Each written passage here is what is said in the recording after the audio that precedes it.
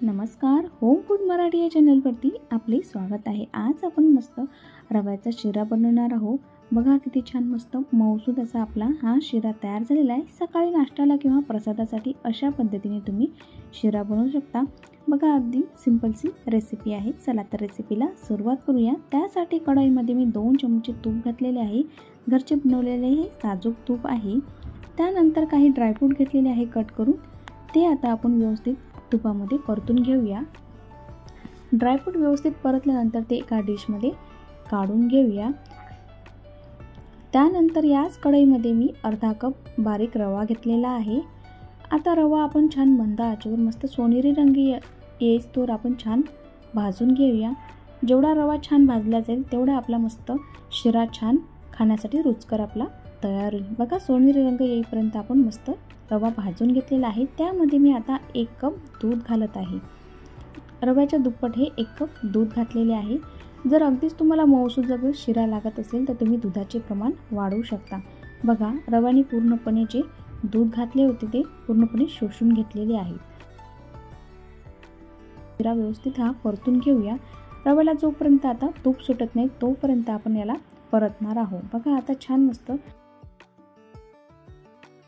त्याला छान मस्त तूप सुटलेलं आहे। आता आपण यानंतर त्यामध्ये साखर घालणार आहोत। बघा मी साखरेचे प्रमाण अर्धा कप पेक्षा थोडीशी कमी मी साखर घेतलेली आहे।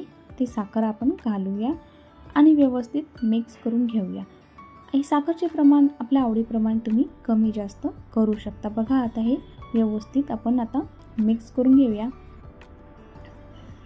हे साखरचे प्रमाण व्यवस्थित आहे। अगदी गोड किंवा अगदी फिक्का असा शिरा होत नाही। मस्त मीडियम असा गोड असा हा शिरा तयार होतो।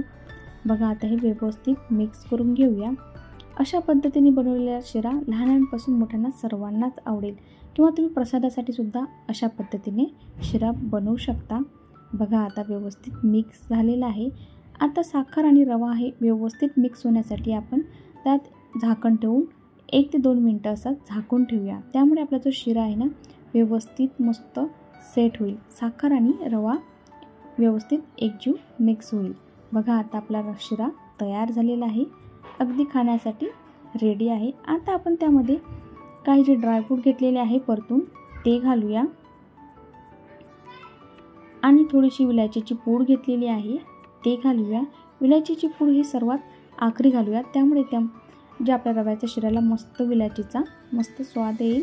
बघा व्यवस्थित मिक्स करून घेऊया। बघा आपला शिरा मस्त खाण्यासाठी तयार झालेला आहे। आता आपण शिरा एका मस्त बाउलमध्ये घेऊया आणि सुरुवातीला जे काजूचे जे तुकडे आहे ते सुरुवातीला या बाउलमध्ये घालूया। त्यामुळे आपण जे बाउल नंतर काढल्यानंतर एका डिशमध्ये मस्त सुरुवातीला मस्त आपल्याला काजूचे तुकडे दिसतील।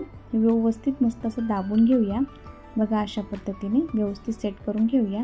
त्यानंतर एका डिशमध्ये हा शिरा आपण काढूया। बघा मस्त व्यवस्थित निघालेला। बघा आपला शिरा तयार आहे।